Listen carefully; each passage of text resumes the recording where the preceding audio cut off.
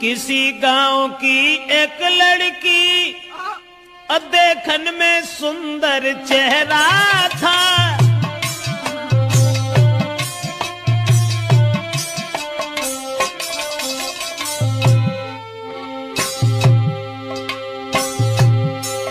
अरे किसी गांव की एक लड़की देखन में सुंदर चेहरा था।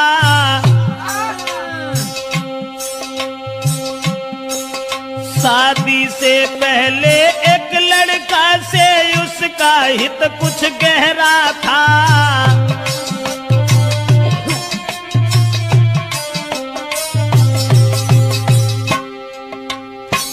एक बदचलन औरत के बारे में जो हम आपको बताने के लिए जा रहे हैं, किसी गांव का जिक्र है। अब ये किस गांव का जिक्र है ये तो नहीं बता पाएंगे। किसी गांव में एक लड़की, शादी उसकी नहीं हुई थी, लेकिन शादी होने से पहले एक लड़का से बड़ा हित हो गया, हित प्रेम।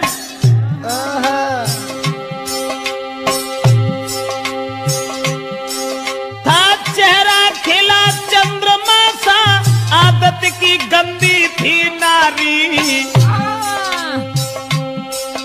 उसके नेचर को देख देख नारी भी देती थी गारी।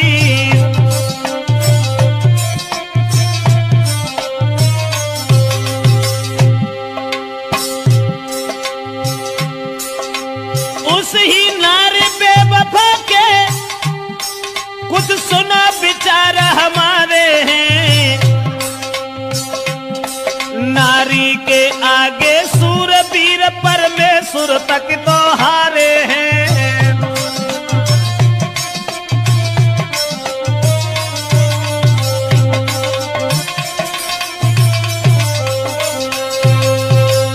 दोस्तों, जिस समय एक लड़की का हित हो गया लड़का से, और वो लड़का को अपने दिलो जान से इतना चाहती थी, एक मिनट भी आंखों से ओझल होना नहीं चाहती थी।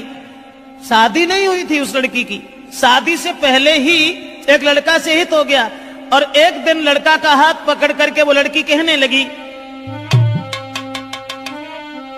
कि तुम जब चले जाते हो ना तो ये घर मुझे खाने के लिए दौड़ता है, इसलिए तुम एक काम करो। अरे तुम बिन नानी ओ लगे अरे मेरे रसिया, मोई घर अंगना न सुहाई दी।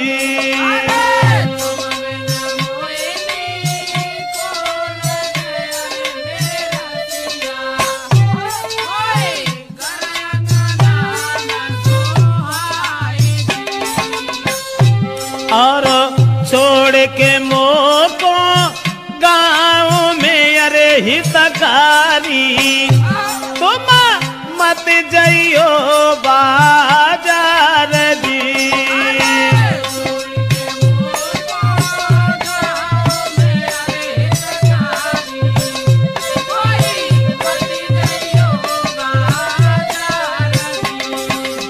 लड़के का हाथ पकड़ करके एक दिन वो प्रेमिका अपने प्रेमी से कहने लगी कि तुम हमें छोड़ करके कभी बाहर मन चले जाना, तुम्हारे बगैर मुझे खाना भी अच्छा नहीं लगता। ऐसा ही नहीं, सूरत मेरे ने नाना बसी अरे मेरे प्यारे, मोई चैन न तुम बिनी आई दी।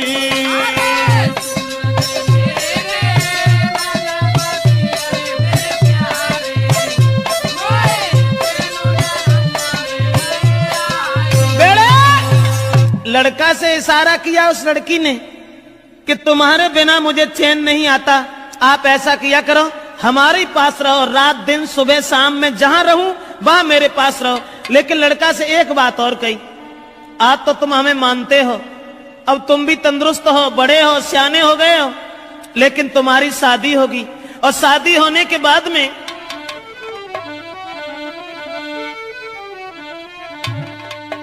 कहा कि जब तुम्हारी शादी होगी, अरे शादी हुई कि आंगन में जब नारी तुम्हारी आई है,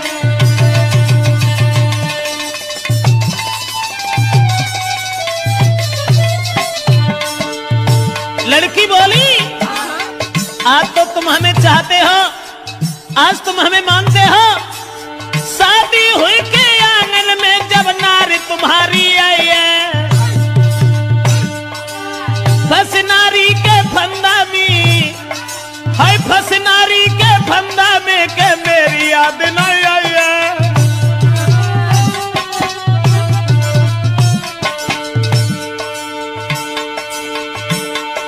महाराज मिलेगी तुमको आजादी, बोलो पाजी तुम्हें छोड़े हम करिए ना शादी।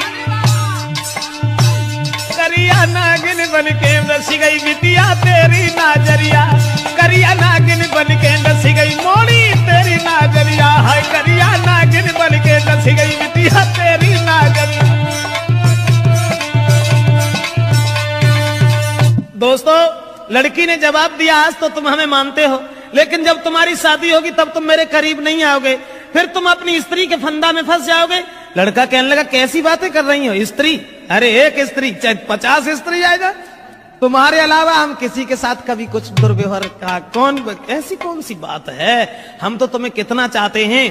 अब लड़का और लड़की इन दोनों का हित चलता रहा। गांव के लोगों में चर्चा चली गई, गांव के लोग कहने लगे लड़की बड़ी बदचलन है। तो गांव के लोगों ने लड़की के पिता से कहा, पागल हो गए हो, तुम्हारी लड़की जवान है, तंदुरुस्त है, शादी क्यों नहीं करते उसकी? गांव के लोगों ने लड़की के बाप से कहा, अरे गांव वाले ने बात बताई, काहे तेरी अकल बोलाई।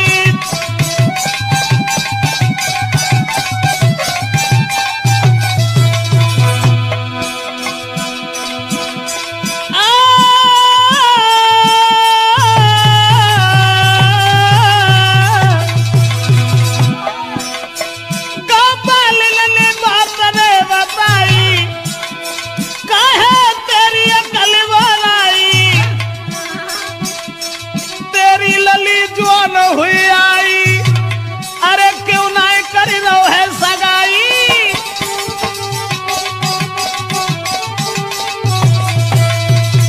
दोस्तों, गांव के लोगों ने देखा कि लड़की का कदम डिग गया। ये लड़की शादी से पहले एक लड़का को अपना बना बैठी। गांव के लोग उसके बाप से कहने लगे, इसकी शादी क्यों नहीं कर देते? दोस्तों, उसी समय गांव के लोगों की बात मान करके अब लड़की के बाप ने अपनी लड़की का विवाह एक गांव में तय कर दिया।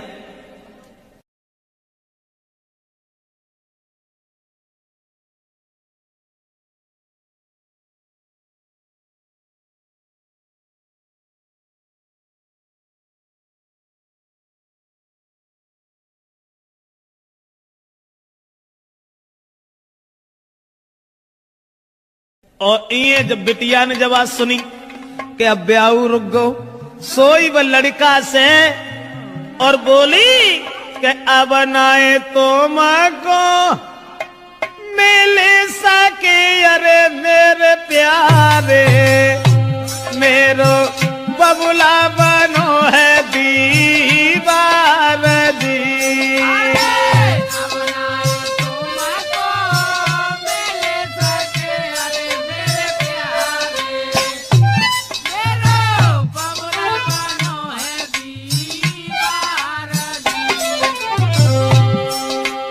जवाब दिया लड़की ने, शादी हुई ससुर गई अरे हितकारी, मैं मरूं जहर विष खाई दी।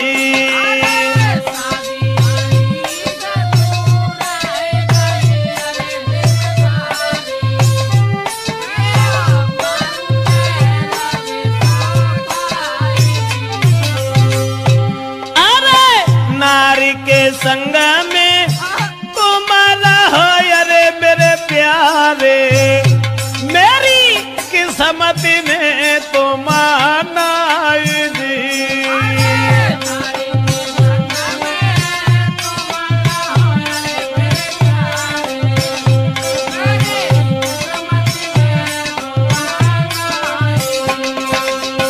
लड़की ने जवाब दिया, कि अब मेरा विवाह तय हो गया और हमारे पिताजी मेरी शादी करने जा रहे हैं, अब हम तुमसे नहीं मिल पाएंगे, हमारी किस्मत में तुम नहीं हो, तुम्हारा विवाह हो जाएगा, अपनी औरत के साथ में रहना, लेकिन मैं अगर शादी हो गई तो जहर खा लूंगी, तुम्हारे बिना जिंदा नहीं रह सकती।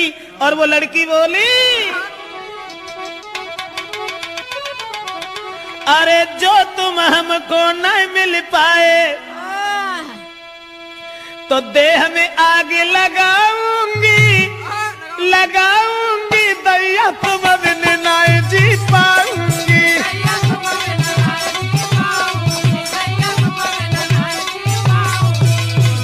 बाहर पग चला औरत कहने लगी, जो तुम हमको मिल नहीं पाए तो देह में आग लगाऊंगी, लगाऊंगी, अब देश तुम बिन नहीं जी पाऊंगी।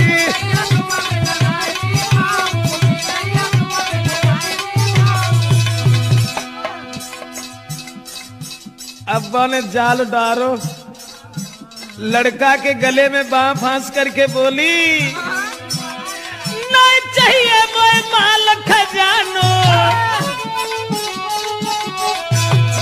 नहीं कथु जेबर मोए बनवानो, अरे केवल मैं हूँ प्रेम की भूखी, तुम बिन में तरसाऊंगी, तरसाऊंगी, दैया जहर खाए मर जाऊंगी।